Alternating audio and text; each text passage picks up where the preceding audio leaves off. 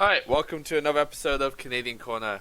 This is Liddell, brought to bring you as... Oh, wow. You can tell I'm tired today. Alright, I'm Liddell, it's your main caster, joined by Feldroff, my American correspondent. Feldroff, say hi. Hey, happy to be back. Happy to be... Well, I'm not happy to be American. Sort of. We'll skip that. Glad to be here. Yeah, too many details about our lives, considering we're just talking about heroes today. With Tricky Gooses versus Team Happy Cloud, a Division A East matchup in Season 10 of NGS. This is a replay stream, so there will not be a draft casted, but we will have all of the gameplay and an exciting series. Team Happy Cloud has banned Alterac Pass and Cursed Hollow going into this game, showing that they do not like the big macro maps. Meanwhile, Tricky Gooses has banned Braxis Holdout and Battlefield of Eternity, showing that they do not want Team Happy Cloud to be on small team fight heavy maps. Meanwhile, Tricky Gooses has first map pick, and they've gone to Volskaya Foundry, meaning Team Happy Cloud had first pick in the draft. Alright, let's start it up, Fel. Alrighty, rolling in. Yeah, so we can talk about the draft a little bit in the loading screen. I think it's...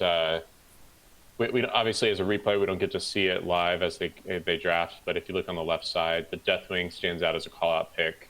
You normally often see that with another bruiser, so you see Duck on Zool, and then you see Gul'dan as their hyper carry. On the right side, I'd say the only call-outs are the triple bruiser, which we started to see a lot in CCL and some other things like that, with a Greymane hyper carry, and no typical tank, just saying, hey, we got 3 frontline, we'll rely on that, that's enough. Yeah, they're taking they're using a bit of a Roomba rotations handbook and going with an Imperious main tank, something you see a lot. And I like the Gazlo bomb follow-up potential on Imperious' stun target. So going for a bit of a wombo combo with the Greymane burst damage as well. Totally. Alright, do you want to introduce? Yes, I shall start with the Gooses. It is Nanani on the Gul'dan, Birdie on the Deathwing, Duck on the Zool, Carpe Diem on the Alex Straza, and Sloth is on the May.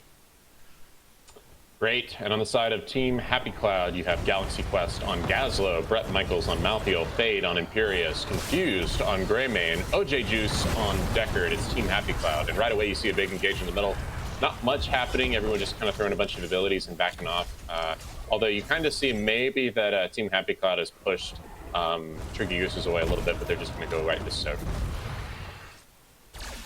I think the Alex Straz is interesting. She is going for the quest, Carpe Diem is, and that's going to allow, upon quest completion, that's going to allow Deathwing to actually get some globes. So she's the only healer in the game that can heal Deathwing. Yeah, important to note, it's Heal Quest, not her Flame Barrage quest. So she'll put out quite a bit of heals, and I've got to assume that's to give those extra globes to Deathwing. It's one of the only healers that can actually find a way to give Deathwing a little bit of healing, which is through that globe proc. A little bit of an engage here, maybe invading this. Brett Michaels getting the root out from Duck. Carpe and Nani still in the camp. Sloth zoning a little bit, but then we see the rest of the team kind of converging here. 4-man, Deathwing comes in, they decide that's enough, they're going to back right out. What do you think here of the Gul'dan Nanani going W build and the W quest at 1 instead of the more traditional old school E build? Well, it's important to note that W build has been buffed a lot in the most recent patches, so it is a lot better and a lot more viable. That being said, a big invade over this this heal camp. Looks like Team Happy Cloud is going to get it, although take a lot of damage from that fire from the Deathwing. If he can just capture it, Fade has to actually back out. You throw the Gazlo, throwing some stuff on it, too much point control. Going back to the Gul'dan, it is better than normal. However, that being said, I do believe it is the wrong pick here. First of all, you're rooting yourself in place against an Imperious, which is not ideal. And you really see W build picking up a lot of steam when they have a lot of backline that are highly mobile, because it sticks on them, they can't escape it. So you see it against Tracers, you see it against Li Mings, you see it against a lot of those like pushier backline characters that are going to be really hurt by the fact that they can't avoid that damage without just walking away. Here, however, you see a bunch of characters that are going to really benefit from the fact that you're rooting yourself in a fight. Gaslo's going to throw out stuns, and Beerus is going to line up his Q for you every time. And you're not going to get a lot of value by just sitting there and healing yourself and slowing them in the fights. Alright, well, we have first objective popping here. It looks like Team Happy Cloud has the positional advantage, although Duck is having a... Actually, never mind. Most of Happy Cloud rotates top to clear out that way camp quickly. And looks like they're trying to get a gank onto the Nani, as Nani will get out of this alive. Yeah, I think we'll just see them kind of play a little game of cat and mouse as they try to soak. A little bit of an engage here as they start to look at the objective. However, with Brett Michaels on Malthael able to get that extra wave in top, that's not good for Tricky Gooses to be losing. Especially considering that OJGs from the Deckard is able to pick up that wave of soak that they pushed in to counter the top wave bottom. So that's going to be a wave advantage for THC. Deckard getting a lot of value of heals on this point as teams are starting to break a fight out, and THC is getting a bit more of a positional advantage on the point. Yeah, absolutely. Tricky Gooses ultimately decided to back off the point as they get pushed off by Team Happy Cloud. The heals from Deckard were really strong. I think Alexstrasza is going to have to wait a couple more levels before she just becomes that healing force that she can be. But also, I think she's going to lose a lot of value against a Gaslo who's able to throw those quick stuns under her heal. Because essentially, if they all have to group to get a heal, and they're going to get stunned, then that's a great day for Imperius. You can still line up his abilities. See the pickup on the turret camp on the right side by THC as they move back in to re-engage this with Tricky Gooses finally looking, saying, hey, they're getting pretty close. We need to get on this pretty soon. Oof. Big stun from Imperius there. Yeah, absolutely. Definitely go ahead and use his ultimate to engage. Nani's really low. He's going to have to walk away. He's getting healed by Carpe Diem as they look, but there's so many turrets and general things on the side of THC. Duck's really far forward. He wants to get some W value on this. We see them getting pushed away. They don't really get hit by the zoning by Zloth on May. We do see one death on the side of two deaths. It's great. Oh, they're so low. Is Fade going to get away? Confused is going to get away. All right, that's 3 deaths. In favor of Tricky Gooses winning that team fight, which is quite a turnaround, I'd say, from how that fight looked like it was going at the beginning. Yeah, the triple man stun showing the weakness of Alexstrasza's circles, basically grouping people up and allowing big combos to be put onto them. But the healing output seen from Dragon there from the Alexstrasza is almost unmatched in this game, as she was able to keep the health bars high enough, and Deathwing disrupted the fight enough that they could secure 3 kills and first objective. Yeah, you definitely see THC picking to draft counter that Deathwing. So I have to imagine that Deathwing was actually picked kind of early with the Malthael, with the Imperius, with the Greymane, and even it doesn't look like he picked it, but Gaslo can often go a couple of % damage talents to heal himself, which is nice. Choosing to not engage with the rest of this protector, just kind of back off, get whatever value they can. They've already gotten the well top, which is what they really cared about.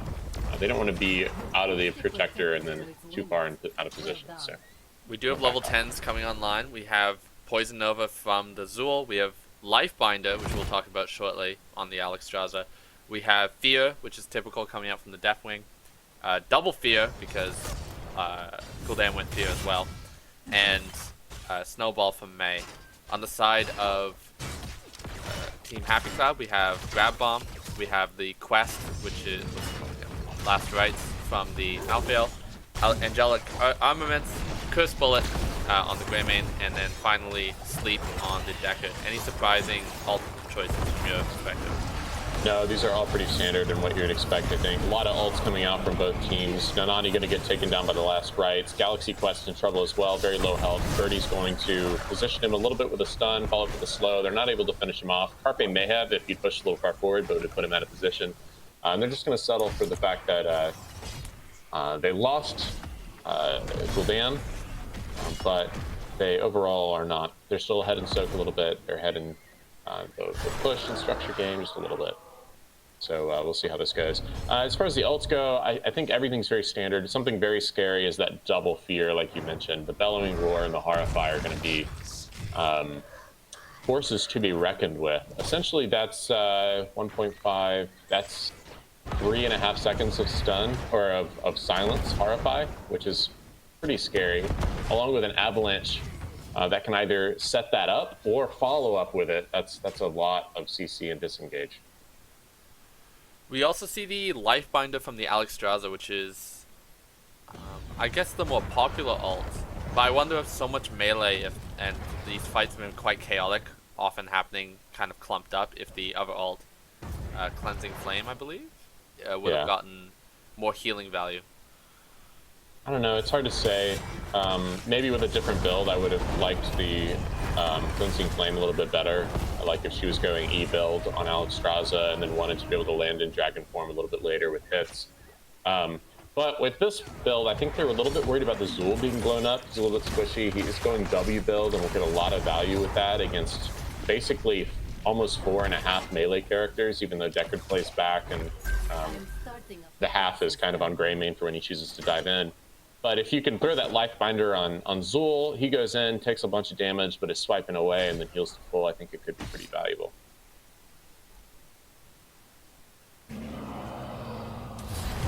See Malthael getting dived hard here by the Tricky Gooses, but he will pop Medallion, which will save his life, tap, and then run top. This is something we see. Go ahead. Go ahead. No, I was just going to say this is something we see a lot. THC showed top, so they pushed in further bottom. However, I don't like this call on the side of Gooses because they're going to lose their well, which is really their only advantage top lane when it came to this objective. And they didn't decide to continue pushing bottom for any extra value. So I don't know that they won that little macro call. I think it was they got themselves in the worst of both worlds kind of situation where they didn't get any push bottom and they basically had to spend the whole time rotating top, and they didn't even save the thing that they were hoping to save by rotating top. Big stun by Imperius, followed up by a stun with Gaslow. The fear's going to go away, but with the grab bomb going out, nothing really came with that. Birdie's going to ult in and then use his W. Fade is in for the fight, but ends up not getting the damage off of his ult. Brett Michaels is going to get stunned and then slowed, and it's going to be pretty low. The burst goes out on Nani, and he just can't be saved, but there's a lot of damage coming out from Tricky Gooses as well. Big stay a while and listen. Slots going in and looking, but Fade coming in with no health and then healing up, and then those pots on Deckard are just keeping him alive. Still a little bit out of position. I think Tricky Gooses is deciding to back up now. And we're going to walk away. Duck goes in, does not leave with the rest of his team, and ends up paying the price for it as he goes down as well. So 2 for 1 in the favor of Team Happy Cloud for this engagement. Yeah, you can really see the effect of once that Gul'dan falls down. That is their hyper carry, and then Gaslow turrets came online, and there was no AoE damage to kind of clear them out anymore. And I think that got a lot of value. Also, we're seeing the effect of the W build Gul'dan. Nani was pushed up a little bit because you kind of need to move up to get your Ws off on Gul'dan, and self-rooted and got blown up pretty quickly there. Yeah, you took the words out of my mouth. I think that was the reason he died there. And contesting this, I think the fact that Malthael showed another lane is the reason they can contest this, although they're way out of people now. This is looking a little bad, although Brett Michaels is pretty low. Good damage from the Gul'dan coming out. There's still turrets on this side. Fade looking pretty low. Oh, huge 3-man disengage on the side of Tricky Gooses with Sloth on Day. Galaxy Quest looking really low, slowed as well. Imperius out of position in the top lane. We see the ult come out on Zul as they position and take over this objective really amazingly at a 4v5. So that's a huge win for Tricky Gooses. It's a huge win, but they spent almost all their ults. They are going to leave Birdie on the point, but he only has 20 armor left because he's lost 2 of his armor plating, and if he can't fly up, he's going to be half health going into the next team fight. So they need to make sure they recharge and are ready for the next time Team Happy Cloud engages. Now, Alexstrasza has completed her quest, so 1 W up there, he'll get a globe, which will help him a lot. Looks like that's what they're doing. I think he'll get his 3rd armor plate off of this. We'll see. The thing with Deathwing is you don't get the armor plate back, so you don't gain the armor. Once you've lost it, it remains at that armor level. Interesting. I learn something new every day. Stun goes out, doesn't hit anybody. Looks like they're both positioning for this fight. They know that it's time. 99 and 99. Turret goes out for THC. Big engage on Duck. He gets stunned. He gets follow-up stunned. He uses Unstoppable. Lifefinder goes out. It's going to save Zul, just like I thought that was going to happen. That's good. We see Fade actually getting his bonus damage. He puts it out. We see Grab Bomb go out. 3-man root from Deckard. Confuse is just going in, taking a lot of damage, but doing a lot of damage as well. He's focusing on the Alexstrasza. Alexstrasza's really weak. Brett Michaels going to take him down. Brett Michaels now focusing on Nanani with some follow-up. During that, though, Tricky Gooses collects the Protector. Is still going to lose Gul'dan, but takes up the Imperius and the Malthael as a response. Wow, that was a back and forth. 2-for-2 trade. I'm going to say worth definitely for the side of Gooses. As it looks like they'll be able to get 2 forts maybe with this Protector. I think they're going to focus bottom well, but with Greymane being up, they want to bring the wave with them. I don't know that I agree with that. I think maybe just doing the damage and.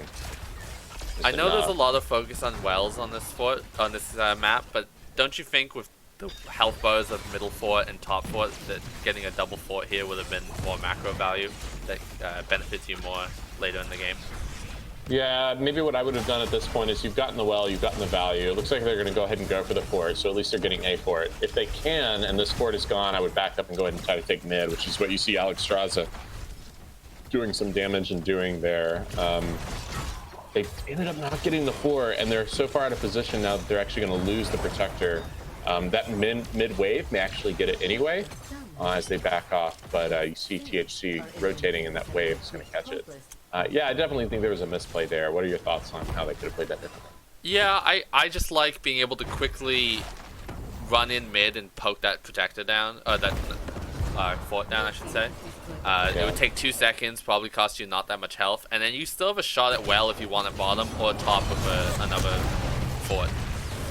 Yeah, we see Bellowing Roar go out. Was that Bellowing? No, that was Horrify, actually. As you see a soft engage here, but the Tricky Goose is ultimately deciding to break off. Duck wants to get that value mid and then hopefully get that fork down. THC instead deciding to be really aggressive against the other team and go to the camp here. Engaging from 2 different directions on Tricky Gooses, but I really don't think that's a problem, along with a huge avalanche that pushes them back. Birdie's really low with only 1 left. This protects out. It's gone. You see Last Rites go out and end up killing him. Galaxy Quest is here. We see a big grab bomb. It's already been used. He's waiting on the cooldown. With low health bars, we end up seeing Imperius go down, so it's a 1-for-1. And who picked up the turret? I just completely lost it during that. It was picked up and dropped by one of the teams, so... Yeah.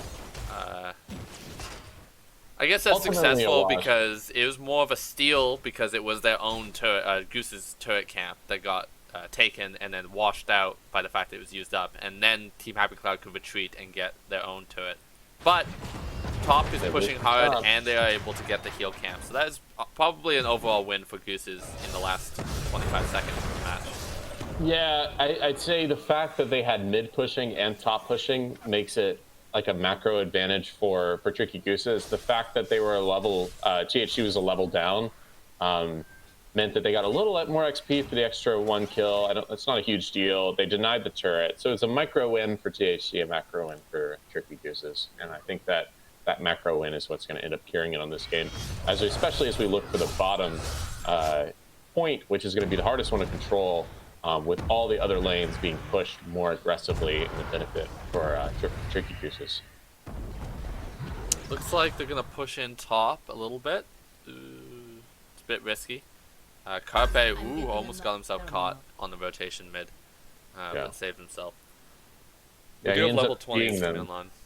Just barely, which allows Duck to step up a little bit farther than you should otherwise do without seeing them on the map. Dazzler showing bottom, Fade also showing bottom on the Imperius, OJ showing bottom. Gives Duck a lot of confidence to be able to step up with his camp here. He's ended up going to back away and just go ahead and clear another wave mid, try to get the push out as far as possible. And with skiing in top, they might engage. Looking at level 20s here, we have the Resurrect from Malthael, so that's going to be a big factor in fights as we see Loft dive in and Ooh, the Horrify goes out, but the amazing value from the medallion, the Warrior's Medallion on Galaxy Quest. Big cooldown, but well spent on that one. Almost a missed opportunity to not convert on that 5v4 at bottom, as we see both teams at equal strength now, posturing over this objective. Looking at level 20s, we see the Sapphire on Deckard, so he's going to have a lot of rubies with that cooldown reduction finally. You see the Q talent at 20 for Imperius, which is not one you see very often. And then on a... Oh, sorry, I'm looking at the wrong talents. We see Respect the Elderly from Deckard, so he's actually got the Silence and the Blind at 20, which is really good.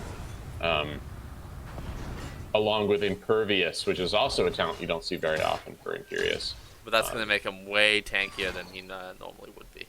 Yeah, absolutely. Still, you know, it's hard to say. He could make his team a lot tankier if he went the AoE shield, but we'll see. Nani ended up using his teleport just to get out. Zul's in there, uses his big damage on his ultimate.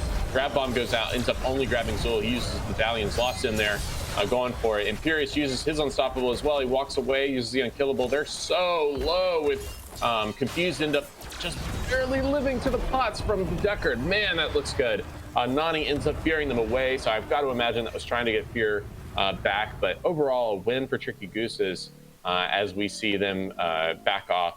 And with the objective at 70%, I have to think this is just a free objective now for Tricky Gooses.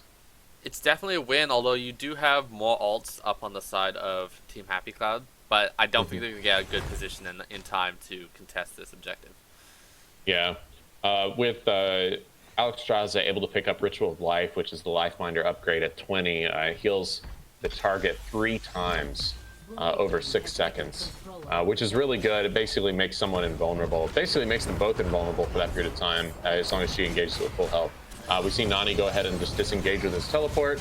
No one else is in the Protector with Mei, so that's kind of a missed opportunity, I'd say. They're getting backed off. However, Duck getting value top lane, able to put the pressure in other places. With him being so far forward now, I'm a little worried about the rotate. He sees that and recognizes, ends up mounting, and he's going to run away. And instead of rotating aggressive, they just rotated safe, cleared mid, and now clearing top.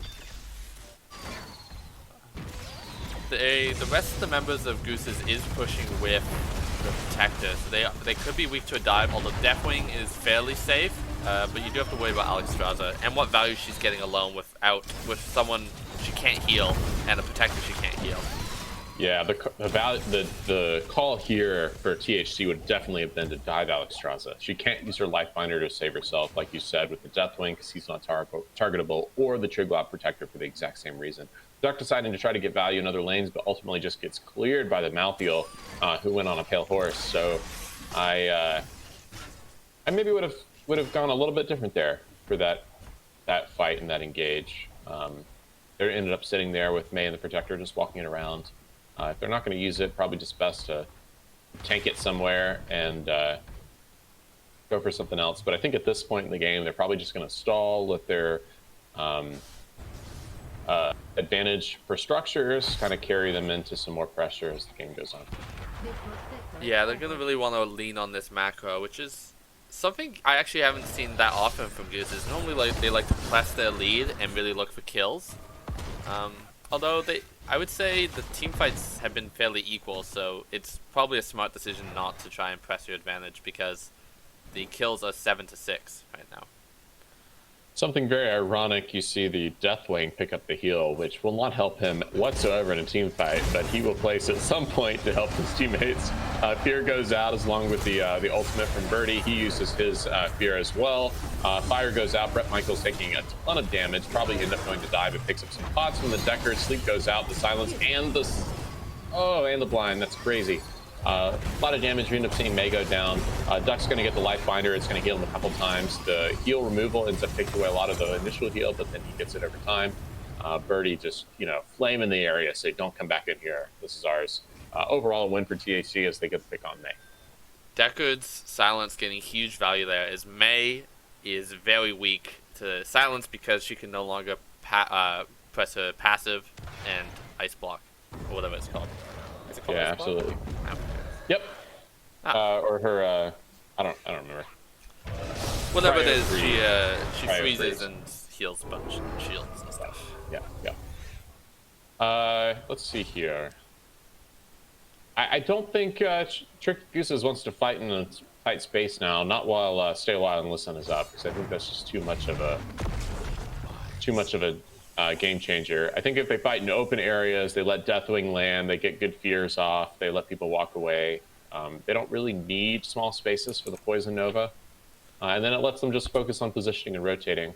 I think they recognize that their team fight's worse than Team Happy Clouds. However, they have such a good lead from a macro level that the only thing they can do is sit back and wait as they wait for that lead to kind of coax them into a late game win, ideally. I'm surprised that Team Happy Cloud didn't try to push a fort down or anything during that time while May was dead, because it's been a while since they've had a clear advantage, and really unless they get value when they do get picks, they're not going to be able to get back to this game, considering the macro deficit.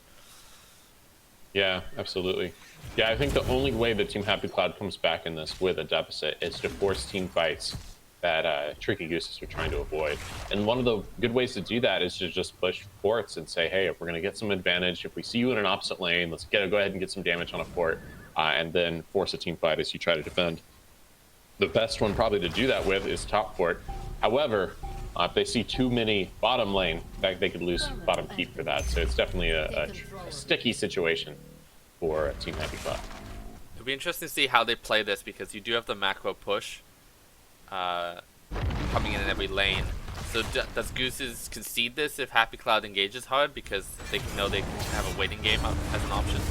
I think so. I think they should. We see double stun on Zoloth. He ends up using his objective, and bam, he dies immediately to the last strike. That's not what you want to see, but ducks damage with the ultimate goes out. We see the fear on Galaxy Quest as he takes a ton of damage, ends up dying with that. The ultimate comes out from Deckard, but just too much damage is coming out from both Deathwing and Nanani here on the Gul'dan, and they just have to back right up. So with a 2-for-1, that's a favor inside of Tricky Gooses.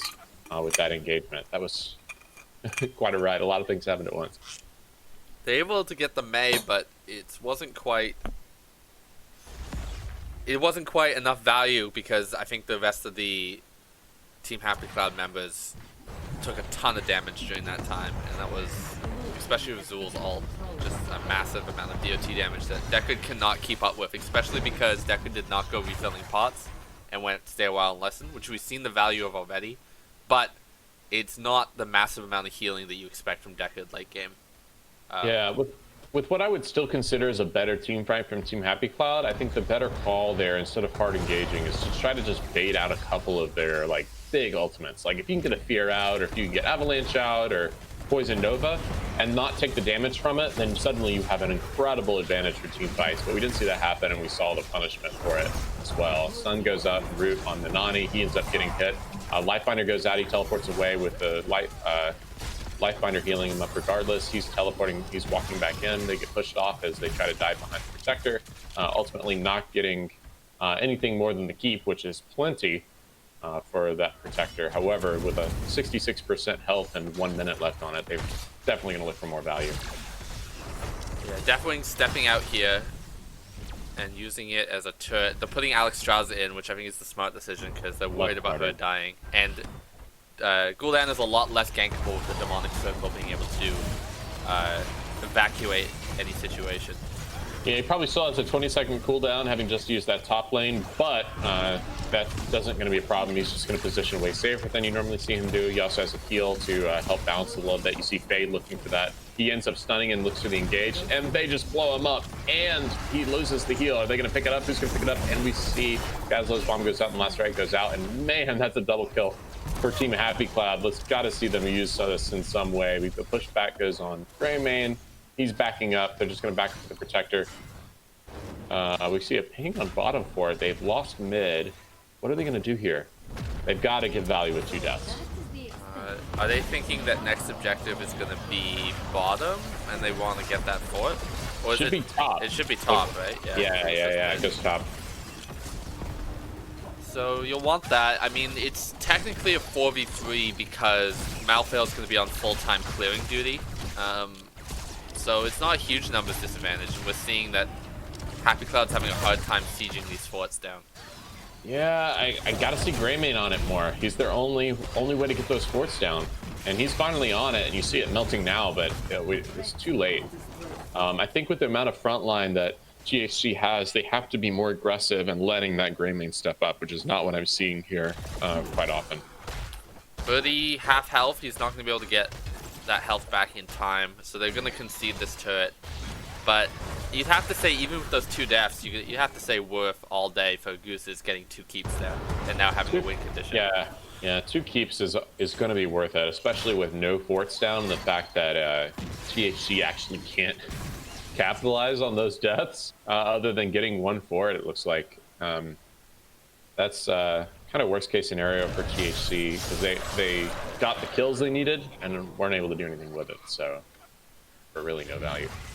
Gooses will have to be careful though, because that's twice now that they've lost someone while having the protector, and it's almost like a nerf now at this point in the game, it seems like, in team fights. Yeah, they need to be more willing to just let the protector go. You see Imperius being separated here, the fear goes out, the grab bomb goes out, pulls some people in. We see the avalanche comes, only gets the mouth heal, Lifebinder goes out on Mei, it's going to heal her to full a couple times. Nani gets stunned and gets silenced and blinded, and he walks away. We see Brett Michaels focusing on him as they go away. Fade and OJ Juice taking a ton of damage here, as ultimately Tricky Gooses backs off, but both teams pretty low. I like that back off there, because once all the toys were used by both teams, there was no reason for Gooses to be in that fight anymore. It was not worth the risk of dying, even if it might have forced game. You want your lanes pushing, and you're forcing Team Happy Cloud to be constantly clearing waves at this point in the game. Yeah, honestly, it was best case scenario for both teams, other than like a full outright win from one of them, because we saw the ability get used, so she doesn't have to worry about that. Fade taking a lot of damage just to end up capping this camp as they walk away. Brett Michaels saying, hey, you better back off a little bit, 90% damage, but otherwise nothing really happening here. So if you use your abilities, then neither team has to worry about those abilities in the future, so especially the activatable drops. So I think the item usage was a positive for both there. Ooh, stun goes out on Mei. She gets hit. Really no follow-up. The stun comes out the zone as well. Heal goes, but no one really caps that. They're going to end up losing anything there. We see THC positioning underneath. A little bit of a split from the side of Tricky Gooses. Nani below and Birdie above. Deathwing putting some damage out. Root goes out on Brett Michaels. We see a lot of damage go out on Duck all at once on Zool. He ends up going down, and Tricky Gooses is going to end up backing away. However, something important to note, Deathwing goes back in. He's going to secure the kill on Brett Michaels. Fade uses his ultimate, is going to have the damage. We see the kill on Carpe. Yes, we do, just barely. And with that, I think Tricky Gooses is going to fully back away, especially with Nani with not much health. He roots himself, ends up getting stunned as a follow-up and has to teleport away. Fade and the rest of THC is going to take that commanding lead and then just push that for the rest. However, bottom lane's gone, so I think value Tricky Gooses again with the macro pressure. I'm gonna put a pause on that value and maybe until further notice, because if this does get converted into an objective for Team Happy Cloud, it could be a dangerous situation, as you do see a very late game protector, and honestly a lack of clear from Gooses. They haven't had to clear protector yet, but I don't think that protector would get cleared very fast. Yeah, I think that's true, but with the lanes that's pushed out of the Zara, you see 2 catapults mid, you see 1 bottom with another soon following up. This could be a situation where we see them lose a lot of core health, with none of Tricky Gooses actually having to be there. They will end up getting this protector. Brett Michaels is teleporting back without having this thing fully capped. You see Tricky Gooses going for just a backdoor win. He ends up not hearthing. He finishes the rest of the hearth, mistimes it just a little bit. We see Gazla going back. Tricky Gooses is just looking to take it with the shield already down. It's a pretty good call. We see Duck already here. He has his ultimate. He's going to use it. They get pushed away. Fear goes out. Brett Michaels uses Unstoppable. Nani's taking a lot of damage. He's silenced and slept, but that's 1 health and no health. Man. I tell you what, 5 catapults and a push. That was a great call for Tricky Gooses. Yeah, I think they saw that game getting slowly away from them, and they just said, "All right, we can't play around anymore. We have to end this now." Um, which I think they could have played their late game a lot smarter than they did, a bit more patient, possibly. But I like that aggressive call at the end, more to their nature of just rushing core and finishing the game off. Yeah, it made a lot of sense, and I have to bring it back to the bans at the beginning of the game. You see Tricky Gooses banning out teamfight heavy maps of Braxis and Hanamura, 2-lane maps where you're going to see a lot of 4-man fighting, a lot of the 5th rotating down, getting a lot of teamfight value. And then you're going to see the bans on the side of THC, which are Curse Hollow and Alterac Pass, huge macro maps. And so they're both like recognizing the other team's strengths. Tricky Goose is saying, hey, THC is a great teamfight team. And THC is saying, hey, Tricky Goose is a great macro team. We're going to try to avoid that. And then you see on Volskaya, typically a teamfight team, where a map where Tricky Goose was able to get a macro advantage and then let that carry them through the rest of the game. And THC was better than Tricky Gooses at those team fights, but they still ended up losing to that macro value. So for game number 2, when it takes us to Battlefield of Eternity, I think that was primarily so that they could get on that teamfight heavy map where THC feels like they succeed and are able to pull a leg up over Tricky Gooses. Oh, match 2. Okay, I accidentally had the bands wrong because I had BOE banned. What's the other band for Gooses? It was a 2-lane. Battle. It was Braxis and Hanamura. Okay. 2-lane maps, yeah, totally. And then BOE was a map pick on the side of Team Happy Cloud. So Team Happy Cloud lost that. They got to choose map pick or first pick. They obviously chose map pick, took Tricky Gooses to BOE, and just decided to get as much value as possible. I would be nervous here if I was Gooses. I've seen Team Happy Cloud play this map very well and very convincingly recently. Yeah, I think we as Tiny Dancers have played against them on this map and won through, like, it was the skin of our teeth. Boy, did we win that map. It was so hard. They played so well. We were considering uninstalling and disbanding as a team through the first half of that game. So yeah, we were all just frustrated and couldn't do anything. So looking at these drafts a little bit, I probably say the only call outs, a pretty standard draft on the side of Tricky Gooses and standard on the side of THC, with the Stukov maybe being something to highlight. That's normally picked as a counter against something on the other team. And the Diva being super strong, and maybe we'll see some value with her zoning here as well. All right, I'm going to start with the name callouts because I'm terrible at that, and we're actually going to do it on time somewhat this game. So for Tricky Gooses, we have Carpe Diem on the white main. We have Duck on the Sonya. We have Nanani on the Gul'dan, Birdie on the Vala, and last person is Loth on the ETC. That is your Tricky Gooses for this game. And for the red team, we have Brett Michaels on Diva. We have Fade on Diablo, Galaxy Quest playing Li Ming, OJ Juice playing Stukov, and Confused playing Sylvanas. That is Team Happy Cloud, game number 2. Pretty standard first engagement here, sending the 4-man to fight bottom, sending the 2 soul laners to fight top. You don't see any crazy ganks attempted, or it's just like, let's see who wins the team fight at the beginning. Yeah, I'm going to give the early burn advantage on the Immortal to... Oh, this is interesting. Oh, it's going to be really tight, actually. I think I'm going to give it to Gooses early. Yeah, it's Gooses early. But maybe when Ming builds out her Q build a little bit, if she goes that, then it might turn towards Happy Cloud. Yeah, I think it's going to be pretty even throughout the game. I think early goes slightly to Gooses with the Monster Hunter for Vala, which is essentially her version of Exterminator on Raynor. It's on her Q. It gives 150% extra damage on minions, mercs, and monsters, and procs on the Immortal.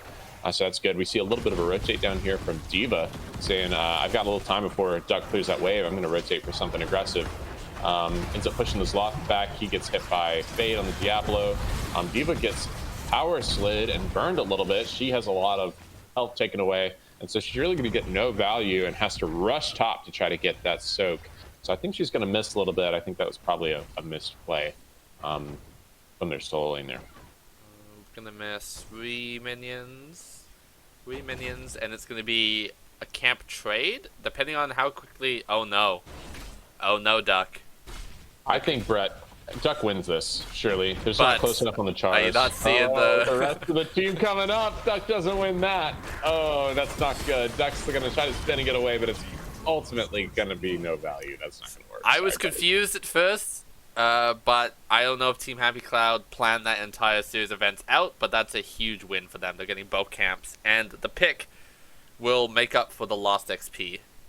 I don't know if I'm going to give Team Happy Cloud as much credit as it is going to turn out for what just happened, but if it were all a master play and the ultimate level of brilliance, you could say that Brett Michael went bottom to give Sonya the confidence to go on top camp. And then Brett Michael rushes back top to get the soak, and the rest of the team comes up with him and ganks Sonya. They're going to end up, I'm not going to think that's actually the case, but it worked out really well for THC. And so we'll maybe give them a little bit of the benefit of the doubt. Brett Michael's going to lose the mech. Full health, though, so as soon as she gets back in her mech, she's going to have full damage. It is honestly probably in her burn in pilot mode, which is good for this objective race. Maybe pilot mode Diva turning it in favor of THC by just a little bit. Not quite, though, as we see the burn advantage is for Tricky Gooses, just a little bit ahead of THC. She does go back into a mech. They were caught bottom clearing, so this will be the first objective going over to Gooses, unless there's any major team wipes happening in the next few seconds. Yeah, I think Slot's going to end up dying here. However, you're going to see an Immortal in favor of Tricky Gooses. Sloth lives longer than he should have, but it's going to result in a couple of deaths. Carpe Diem a little bit out of position, going to take a lot of damage. Duck also as well, trying to spin and get away. He's going to end up getting away. Nope, he doesn't. He dies fully main. Gooses should have left Zloth to die alone there, and instead they joined him in his grave. Yep, they pull, I guess, what I'd call a Tricky Gooses, where we love each other so much we're going to die for each other constantly. But they have to end up adjusting for bottom Immortal as they try to defend this push here, but it looks like it's not going to get a ton of value. Not a ton of value. First objective normally doesn't get a ton of value anyways, but we do see a half-level lead now building for Team Happy Cloud, which is not insignificant, especially sometimes held level 10's time with second objective on this map. Yeah. We see an invade here. I don't think it's going to result in much. Looking a little bit at the builds, we see Q build on Vala. That's kind of to be expected on this map. And then we see W build again for Gul'dan. I think he's going to get a lot more value on W build than he did last game. However, we're seeing that they have a Sylvanas, they have Holy Ming. However, I don't know that it's going to be enough. And with Vala going Q build and him being on W build, I think they might have too much intermittent damage that they can't control and not enough sustain. So we'll see how that ends up playing out. We also see another rotate down from the Diva to make sure the bottom camp gets secured. Top camp will be coming up shortly, as it is right now. That's pretty short. Duck goes up and looks like, hey, do I want to try this again? I have a little PTSD from last time. Ultimately decides not to. Doesn't know where the rest of the team is. Sees a few of them bottom. But Sylvanas rotating up. Ultimately a good call not to try to take that camp again. This is a map that you obviously see that THC really likes. They've been a step ahead of Tricky Gooses this entire time so far, I'd say. Just like understanding what Tricky Gooses is doing at any second. Duck ends up breaking the mech on Brett Michaels, but with the whole team rotating, oh no, it's a vision of the past. He's getting body blocked, he's silenced, he walks away, he can't get anything. We don't know if it's a call issue, but he wasn't too far out, but you know, when you get rotated, you get rotated. That's what I was gonna say. As the resident soul laner, I can't. Sometimes it's hard to tell whether the soul laner was being too aggressive and not watching the minimap, or if there was something like voice comms that existed and the team could have warned them about that 4-man rotate that they disappeared bottom there. You got to imagine that they knew they were rotating. I mean, come on, there's no camps up on the map. So we see Nani clearing top. We see Brett Michaels clearing bottom. Both teams deciding to race a little bit. Huge race advantage for the side of Tricky Gooses. But with 10s for THC, I think we're going to see a forced engage if possible. And it's not looking good for Tricky Gooses for the second objective. They might invade this camp even, especially with bomb up. Yep, if he uses bomb, it's going to force it away. They're going to end up grabbing this camp. with no contest with the level 10 advantage, and probably kick this Immortal as well. Level 10 advantage showing why it's so important for second objective on this map, because there was really nothing Gooses could have done other than get Soak, which they probably should have gone to lanes immediately anyways, but really not much. That's just a minor detail, as there was really no option for them once Happy Cloud got tense. Yeah. We see about the same soak between D.Va and Gul'dan, but Sonya has fallen down a little bit behind that. I think it's ultimately the 5 kills to 1 that has caused this XP disadvantage. And with a half shield, this is probably going to do a lot more damage than we saw from the first one, Tricky Gooses, even though all of them are up to 10. This map's kind of interesting because once you get a large structure advantage, you actually can play really passively. And it's kind of like Hanamura, honestly. In that Hanamura can snowball really early, and it's harder to snowball this one early. But once that structure advantage is there, you kind of play cat and mouse, and you can kind of passively defend the Immortal while lanes push. And so we'll see if Happy Cloud changes from their aggressive playstyle and goes for more of a passive one with the structure advantage now. Because I know from an interview in a past cast I had with Brett Michaels, they really are confident in their aggressive team style, and they think they can get picks easily, but they said they have a hard time finishing out games because I think they have no off button for what's been working early, and sometimes what was working early doesn't work late anymore.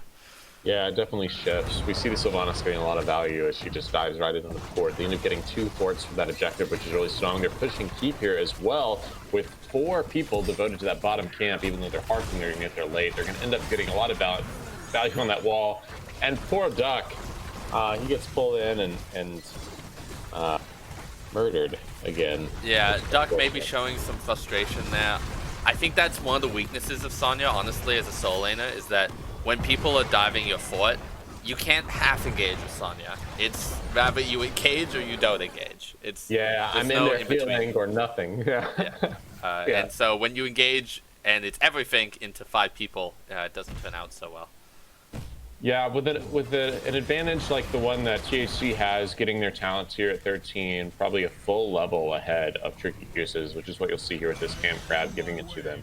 I think that we'll see some pretty aggressive play just holding throughout the game, even though at this point, if Tricky Gooses is ever able to stabilize and get it on even talent tiers, the best thing they could possibly do is just sit back and wait for their lead to carry them through the game. Stops pushing, they're looking for that aggressive play again. Birdie gonna get not engaged on, but oof, that stun on Diablo would have been rough. I saw that developing, and it was like a horror movie or a car crash. I couldn't look away, but I also couldn't say anything. Yeah, Diablo was coming in with a knife, and Vala was behind the shower curtain, just oblivious. We're going to see them race, and this time the tables have turned. You don't really know whether it was Tricky Gooses not getting there quickly enough with that Immortal. They had to kind of play it safer. We see the ultimate coming out from Diablo. He ends up not choosing to engage, but gets the toss and turn on Sloth, but the silence just burns at the weakness of ETC. He just can melt and go away. Brett Michaels is like, I don't care if you damage to me, I'm just going to end up popping my ultimate and walking away. And so we'll see this firm control by THC as they send ultimately just 2-3 people to defend this while they have their damage just pushing and doing a ton of damage on this other Immortal. Yeah, we've seen the weakness of ETC into Diablo. I know some teams like him as a counter to Diablo, but as we see a fight breaking out over the near Goose's base here, but they will make it out alive. Fear comes out, but ultimately no value as the bomb goes out as well and pushes everyone back. I think Diablo is less of the counter to ETC and more of the Stukov as a counter to ETC, because ETC's only disengages are his W and his Q. And if he's not able to proc his armor off of using his abilities, he's even weaker. And he has one of the lowest health pools of the tank class, and he makes up for that with that heavy armor that he puts on himself. And with his recent nerf taking his armor down from 25 to 20, that's even mitigated a little bit. So when you have that Stukov taking that silence and taking away those abilities, it's really difficult. Sloth wants to get out of position. He's going to get flipped. He's going to end up queuing away. No silence to keep him from doing that this time. And we see a 5-on-5 fight here with a half health immortal just going full into this fort. So I imagine this is a keep here, and if Tricky Gooses loses some people, this is ultimately going to be game. Yeah. I won't call it this early, but it could be, so they got to be paying attention. It's potential. Looks like they are gonna back off here, happy with the value that they got, which I think is ultimately the smart move, because if you don't do any risky fights, you might have no, you're not gonna have a talent tier advantage next objective, but you're gonna have a level advantage of 2 levels now, which is quite significant. See the teams pinging and looking at this. THC ultimately deciding, hey, we don't have 16. They're on the same talent tier. Let's not give them anything we don't have to. We're more than a level ahead, looking at like a level and a half. So let's get 16. We have top pushing with a catapult. They're not defending yet. Brett Michaels a little bit out of position, but he ends up going down. Yeah, and with only the pilot, he's away and misses the mosh pit. Oh no, that is not what you want to see. And we we see Brett Michaels get away against all odds. Yeah, that's the value of not the level 16 but level 13 talent of you do pick up some abilities in pilot mode and you can queue away when you're demacked, which I don't know if Gooses was not expecting, or if they just had a bit of a misplay there and they couldn't secure the kill. Yeah, we see THC pinging top camp as they see a couple people bottom. They know they can take it for free. Right now, they're looking to engage and fight best possible. So the fact that Tricky Gooses is up ahead and forward here, they're going to try to back up as quickly as possible. Are they rotate that aggressively? Do they rotate that aggressively, Sloth? Sloth gets charged. He gets flipped back. He's going to get silenced. He gets hit. Yeah. Man. Nowhere is safe right now against this Diablo, and so they need to be in core pretty much to be safe. Yeah, Diablo's Stukov is really hurting them, and we see the charge in again. Birdie gets away with the vault. We see the fear coming out, hitting a couple people, but ended up not doing much. Brett Michaels with the extended area on the W is mitigating a ton of damage, and with the full camp and a catapult and the rest of the team, this is going to be probably a lost keep, if not lost game. Birdie, ends up dying to the bomb. I think this is a win. I think it's a win for THC here. I think they just carry this the rest of the way. They decide not to, as they are going to take what should be an uncontested objective, though. It will be an uncontested objective. They're denying all my expectations, doing the exact opposite of what they said in that interview. They're not pushing it. They're backing off. They're showing discipline. That's a good thing. It's probably the call we would have made. So that's good. Although we tend to play too passive, so. I do like that call here, though, because yes, you may have been able to finish or get core damage, but what if you wipe? You know, like you're putting yourself in a situation. Yeah. You lose objective, and it'd be a full health objective because you wouldn't be able to do any damage to it. Yeah. And no, it's the right call. You're right. Yeah, and it's one of those things where it's not what I expected, but it is the right call. So I'm happy for them ultimately. Good shot calling, THC. Especially because you're likely to get a full health objective, which you're going from like maybe like a 60 or 50% win scenario to like an 80 or 90 on a full objective with no forts up. Yeah, with the structure advantage we see for THC, the value is no greater accentuated than it is right here. Tricky Gooses is like, finally, we're on the same talent here. Let's fight. And THC's like, no, we can back off. You fight under our immortal, or you don't fight at all, and we're winning all the push. So let's go. Brett Michaels doing some damage with his low immortal. Says, hey, I'm just going to take the rest of it if you guys are going to try to fight. Ducks do as much damage as possible. We see Mosh pit on ETC, but ends up getting knocked away by the Li Ming. Big damage reduction. The heal goes out to not a ton of value from the white name. Brett Michaels ends up backing away, and I guess Tricky Gooses wins this fight a little bit, although Shov's still up on the side of THC. And they're going to try to get the rest of this immortal, but THC is welled up and ready to go back in. We see Diablo engage. We see him grab the ETC and just burn him. Pilot mode is out for Brett Michaels. Duck is using everything he has with his shield. They're going to end up grabbing Nanani, and with the silence, he just goes down like nothing. Carpe Diem is like way too close to Diablo for comfort and does not want to get pulled. But the Q isn't going to get away. And we see Vala top lane just, what should I do? I don't know. Meanwhile, Minions? Oh, yeah, it ended up going up for Gooses, though. They ended up getting the objective. it's not gonna matter, but they got it. No, they lost. The fact that the shields are down with the deficit of heroes, that's just too much. If they didn't have the lanes pushing like that, I think that would not have been a win for THC just yet, but I think it definitely is now. And they see that with Sloth getting manhandled a little bit by the Diablo. Birdie trying to do any damage possible, but ultimately taking too much damage to be able to push the pressure. And we see Diablo going down, but with Souls right back up, he's able to re-engage. 20% health on the core. Brett Michaels is too close to Mech to be able to be pushed away. He's then getting taken down, but that's 0% and a win for THC over Tricky Goose's game 2. Yeah, that didn't quite go as I expected it at the end there, but ultimately it was the right call to back off because they still lost. They lost the objective and they lost, but they got some kills, which allowed them to finish core. So no matter how it really went down, all that matters is they made the kind of more safer passive play, and it ended up paying off for them. Yeah, you're absolutely right. I mean, what would you attribute that loss to? I think there's a couple factors at play. So what are your thoughts? Early game was a bit rough. I remember they lost about half a level going into level 7 area, I believe. So that's not ideal. And we saw really the snowball effect of the level 10s coming on first, and Gooses couldn't do anything for a minute. And it happened to be one of the most crucial minutes of the game in which second Immortal came up and it got a fort that snowballed into a second top fort. So I would really say you got to be careful on this map. You can lose structures on this map, but you cannot lose level advantage. Yeah, I agree with you. Ultimately, I think it came down to the early game team, which was executed extremely well by THC. And the fact that you saw two characters, you saw Greymane, you saw Gul'dan, and you saw Vala, both characters that require a little bit of time to really turn on. I'd say Vala is a pretty late game character, and you see Gul'dan with the exact same, both having quests at level 1 and level 4 with Gul'dan and Vala respectively, and just needing time to really be able to present their maximum value in the game. Meanwhile, you see Sylvanas, you see Greymane, you see Diablo, you see Stukov, all of which don't need any time to present their maximum impact in terms of abilities and damage into the team fight immediately. And that was just executed extremely well by THC as they achieved map control, they asserted team fight dominance, and carried that the rest of the way.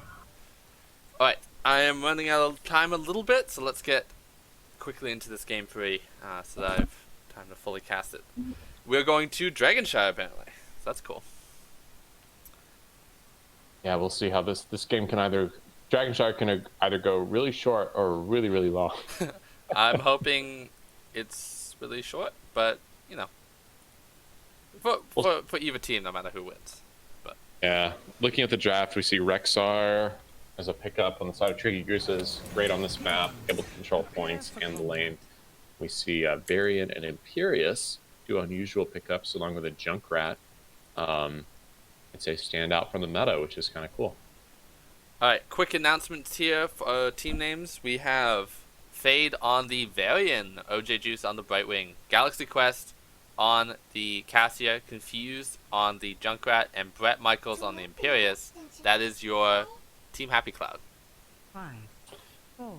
All right, and from the side of Tricky Gooses, we have Duck on the Rexxar, Carpe Diem on Tehran, Birdie on Hanzo, Zloff on Muradin, and Nani on Greymane. That's Tricky Gooses. I'm guessing this is going to be an Imperius main tank with a Windblades variant top. Wow, that's quite a call. I don't disagree with you. He did go the W talent at 1, which to me kind of screams taunt sometimes. So yeah, it could be anybody's game. We should see. It looks like they're putting Imperius top. He has been considered a counter to Rexxar if you're able to Q, but I think a good Rexxar just avoids him and he's fine. See a lot of damage going on Greymane bottom. He's ended up going to walk away as the concussion mine from Junkrat gets no value. You see Brightwing pinging that her phase shift is already down, so she doesn't have that big heal. Sloth looking for that extra damage with the Muradin, but doesn't end up getting it, and everyone walks away just fine. It appears my bold prediction was wrong, but it is still interesting that they're putting Varian as main tank till level 4. I would have maybe switched that up Yeah. with Imperius. But we'll see what value Gooses can get or doesn't get based on Varian not being a character yet. See Imperius missing his Q on Duck top lane, and we see Duck going probably the more popular talent, the Bird of Prey talent, which does extra damage to minions, and he's getting that little bit of double soaked pressure. You see him getting a lot of damage out on the top wave, and every time he gets that cleared before Imperius, knowing that Imperius will take a while to clear it, goes ahead and rotates mid, gets some extra soak, and allows Greymane to take some camps, which is kind of cool. We see Cassia a little bit behind, but still valuable as she goes ahead and grabs the siege camp on the right side. Alright, Ultimate. one sec together. Ultimate.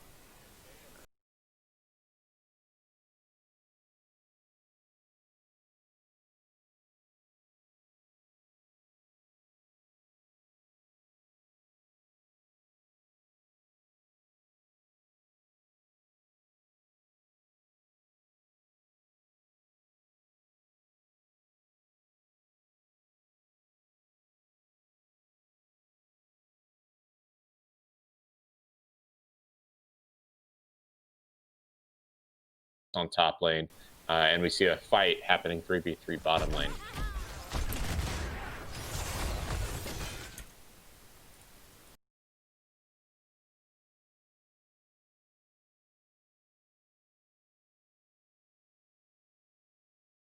Ready. I think, alright, started back up. Alright, to those who were watching and are now watching again or got confused, that I had to go quickly for a meeting thing. But we're back. Game 3, Tricky Gooses versus Team Happy Cloud. Yeah, and we see Imperius still trying to do something against the Rexar, end up trying to just go for some extra damage on the bear, but with the heal, that's just gonna end up turning into nothing. With bottom just kind of be faked out. THC getting a little bit more pressure here than Tricky Gooses can provide. See a camp pick up on the left side with Tricky Gooses. They're going to go for that bruiser. See really Imperius doing anything much top, and probably a little bit more value being picked up on the map, even a little bit down in XP by the side of Tricky Gooses. Alright, and I forget how much we talked about team comp, but now that we know it's a taunt variant, how do you like the ability of Team Happy Cloud to combo people? I like it a lot. I especially like the team fight that the Imperius going % damage brings. And it also, I think, is one of the few situations where a taunt followed up by Imperius Q actually allows the Junkrat to set up with the concussion grenade exactly where they want to be, which is kind of cool. We see Birdie just kind of going away, uses Unstoppable to avoid the taunt. Great stun coming out from Carpe with no mana. I don't know if they can follow up on this. Nani's doing a lot of damage going on Galaxy Quest. They're going to see the Z with no interrupt, doing a full heal with the taunt going out on Zwolf on Bird and Blind going out on 3 of them. They're just going to probably back away. Really no advantage gotten from that little skirmish. And they'll give a little bit love top lane here, as we do see two Team Happy Cloud members committing top to clear out the bruiser and still hold the point. Yeah, absolutely. See Confused on Junkrat clearing mid. Birdie coming up to do the same.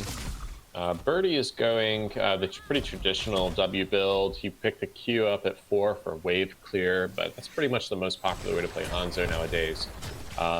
With Murden going heavy impact. So he went third wind to help his team fight ability, and then heavy impact to provide that extra CC in the engage. Carpe still with low mana. I gotta imagine he should have gone back there, especially with not much going on in the map right now. Alright, Vexo winning out top as the 4-man's posture, and Team Happy Cloud's gonna have to hold this bottom if they don't want Gooses to get the first Dragon Knight. Honestly, the top fight is kind of funny because it's just basically who can bait out the other's mana first. And they're both mana hungry heroes when it comes to Imperius forcing the bear to heal a lot. So we do see a rotate from Brightwing, which is a good value that she can provide on this map, being able to global top to the soul lane and secure a kill or save your top laner from being ganked or anything like that. yeah, absolutely. I don't know that Tehran gets the most value here that she can on other maps. Zoloft's getting taunted and ends up jumping away, taking a little bit of health for the third win. And Tehran, he's going to heal that back up pretty quickly, assuming he can make that proc pretty soon.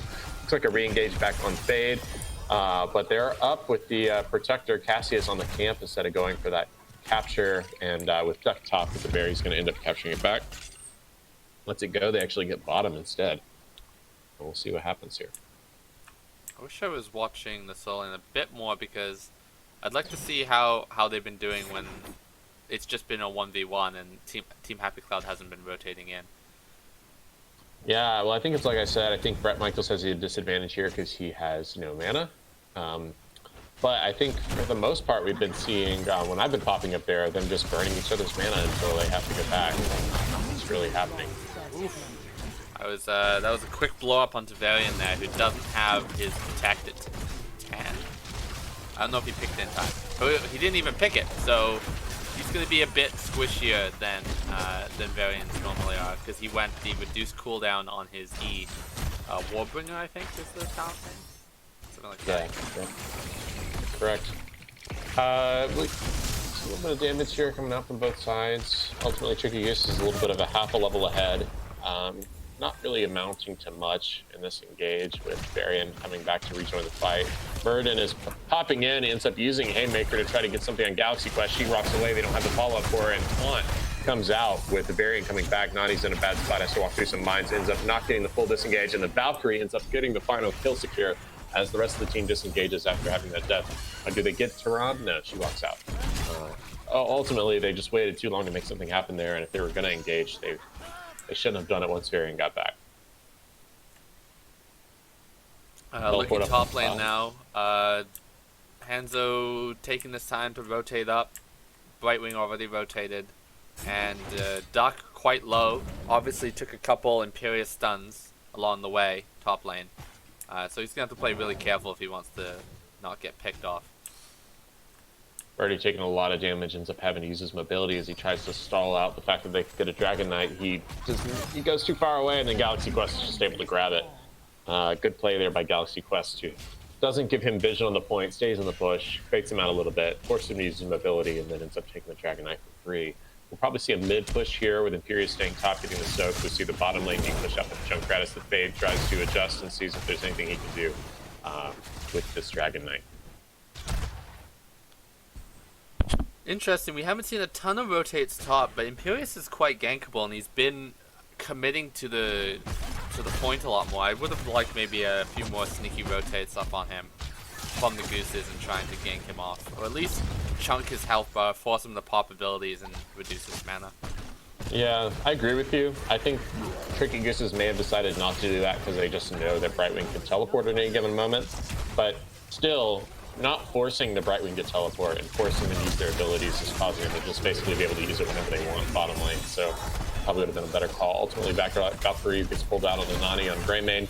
We see the Haymaker go out using it on the Varian, who ends up just walking away, pressing W. Tonk goes out on Murden. Again, he gets kicked back with the Crushing Grenade and ends up dying as well. That's 2 deaths on Tricky Gooses. I know Zloth likes the Haymaker and the playmaking, and I've casted a game in which he did it quite well. But do you think that's going to cost him and he's going to get picked, as we see Carpe Diem falling as well in the Turande from an aggressive Team Happy Cloud team?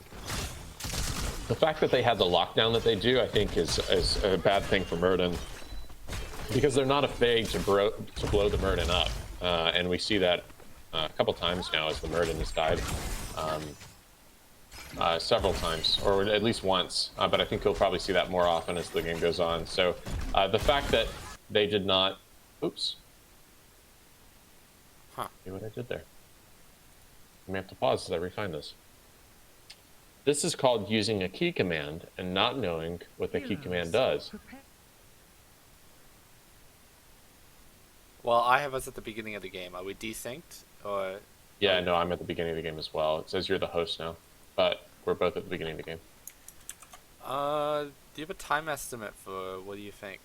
Yeah, we were about 7 minutes in. So for everyone's just general edification, which I'll provide here at 0 cost in the stream, if you press Control E, it just restarts the game for you. So That's a for fun whatever feature. that's necessary for. Yeah, just a fun little thing they could do. Looks like it was a little bit later. A little bit later because we saw that blow up happen. Saw that blow up. Yeah, they end up losing bottom 4 to probably 9 minutes.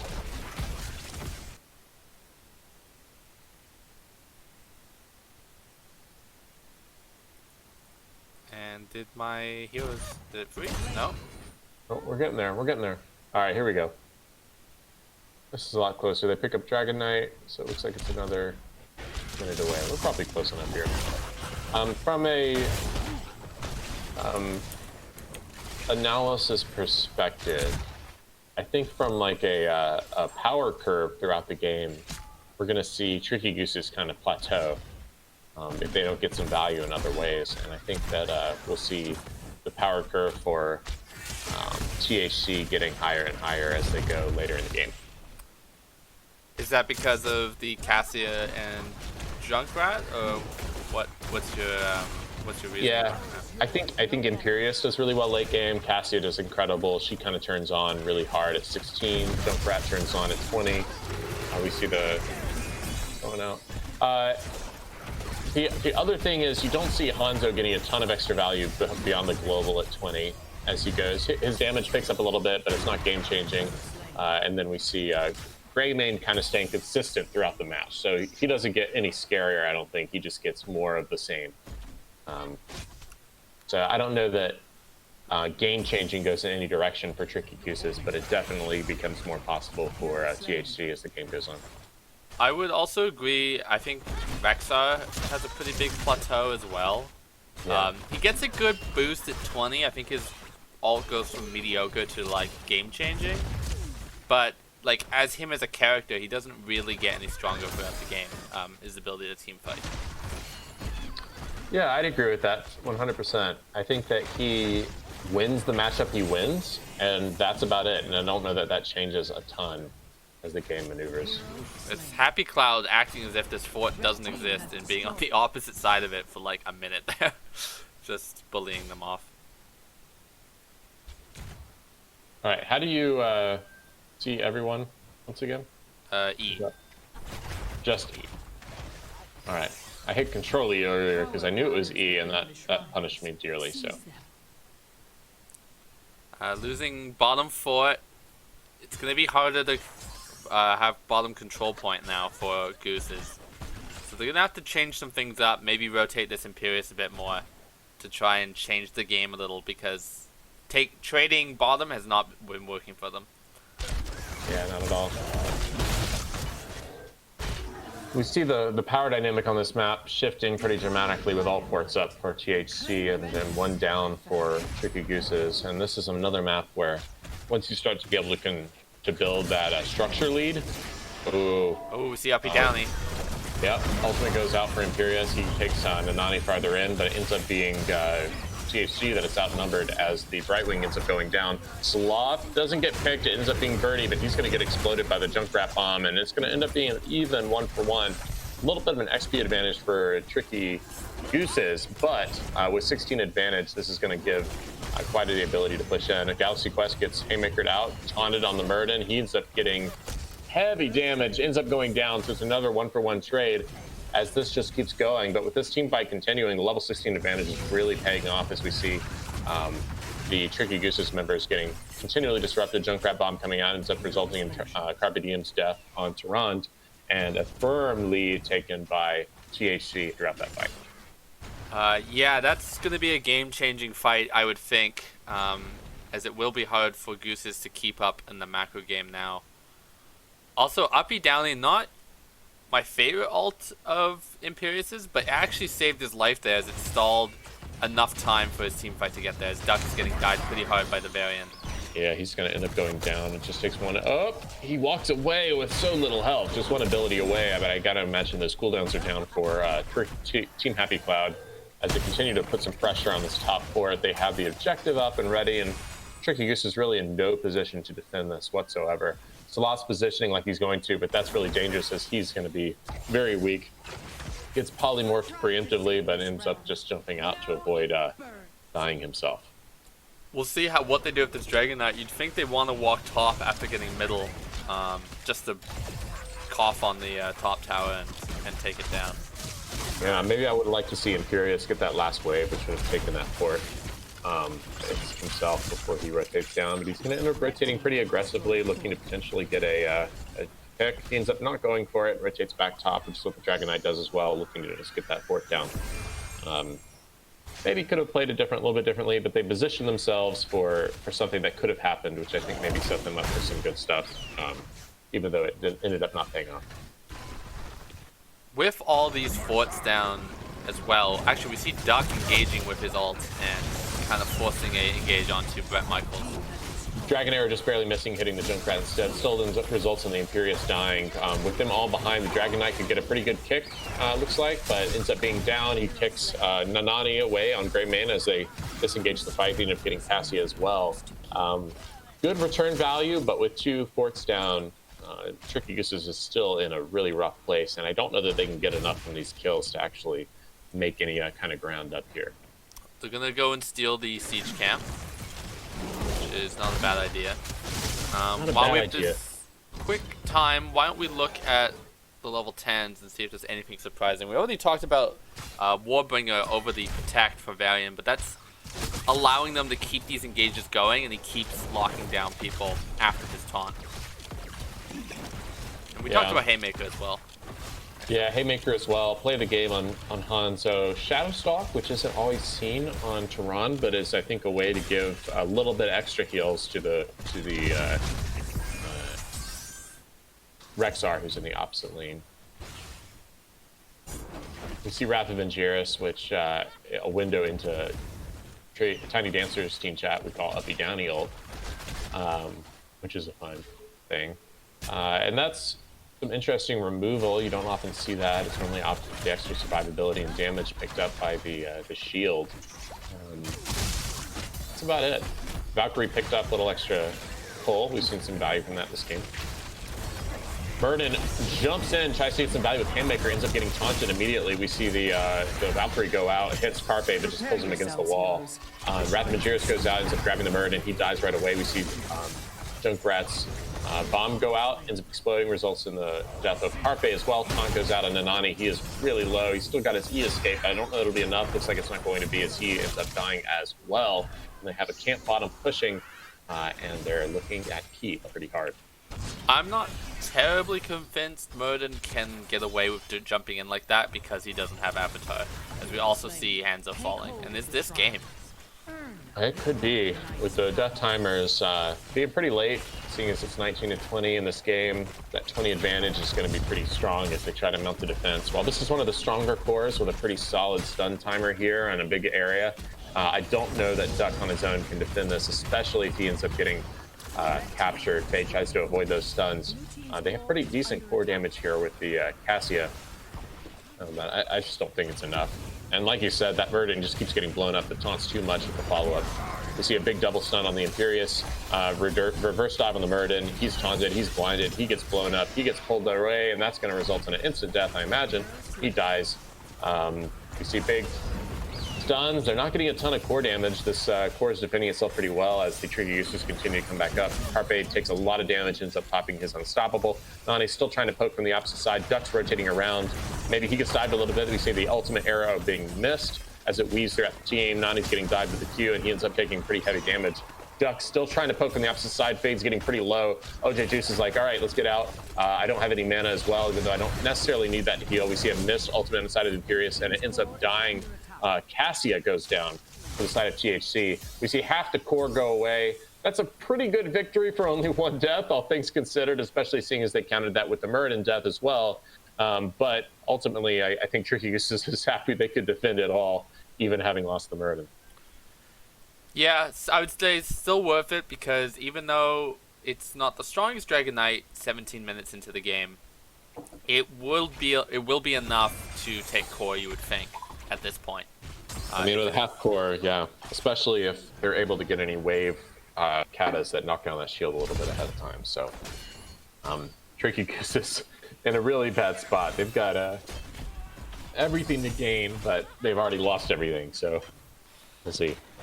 We will see. I also really think whenever you lose top fort or even gain top fort on this map when you have a Rexar, he loses a lot of his value because he can't position Cocky up top and hold the point with his bear because they can just dive him without that fort being there. So now Rexar is permanently with the team fight in the 5-man, and even if he breaks off, he doesn't have enough wave clear to really counter the passive push pressure that's going on with the structure advantage. Yeah, he can clear the minions pretty fast, but he's still just hitting the mercs as they go. You see the whole team kind of grouping up bottom, Murd, and scouting a little bit on the mid, although he doesn't even have that vision now. He finally picks it up. This is an interesting setup we have here with top pushing pretty hard. They're just kind of sitting there. The only two out of position are invisible, thanks to the Brightwing's ultimate. She's pinging that she can use it pretty soon. They're just kind of sitting, waiting for a gank. Fade's like, all right, well, let's move around a little bit. Let's be ready for this rotate. He's looking to just sit in position and deep stealth. Confused is out of stealth, but still there. They rotate safe. Nanani's looking for that clear top lane. And we see bottom lane pushing a little bit for Trinket Gooses, which is kind of good, but we'll see what that does. Top was a ticking time bomb, though, with the Bruiser camp, so they are forced to go top and clear that out. And there's going to be a little window where they're going to be able to get the Dragon Knight here. Yeah, the fact that they saw Imperious bottom, well, maybe they didn't because he was invisible. They didn't even see it. That was a really good play. The invisible Imperious didn't show vision as he capped bottom and they didn't notice quick enough. And that resulted in the Dragon Knight, who I imagine is just going to be walking straight to core. Nanani's out of position, ends up getting queued. He's followed up by Valkyrie. He's going to go down pretty much immediately. And the Junkrat bomb, his Riptire's just going out. It's just getting any value it can. Maybe not the thing he wished for, but it was trying to lock down the Grey Mane ult. It's just going to probably clear the wave now, hit a few people. He took cooldown reduction, which is going to get them up. No, he didn't. He ended up taking extra damage on his Qs, trying to get that core down as quickly as possible. So, Dragon Knight here, I don't think they mount any defense to this. Especially with Grey Mane falling, that's the main burn on the on the Dragon Knight. So it was GG the moment Nanani fell there. Yeah, totally. Almost GG for the moment they lost the Dragon Knight to THC. So game 3 goes to THC. Excellent series. 2-1 favor of THC. Going quickly to the stat scene here. See, same amount of soak between Junkrat and Rexar. In terms of damage, there was no one even close to Imperious on the side of Tricky Gooses, although his damage would be inflated a little bit by being able to whack the bear for free for a while top lane.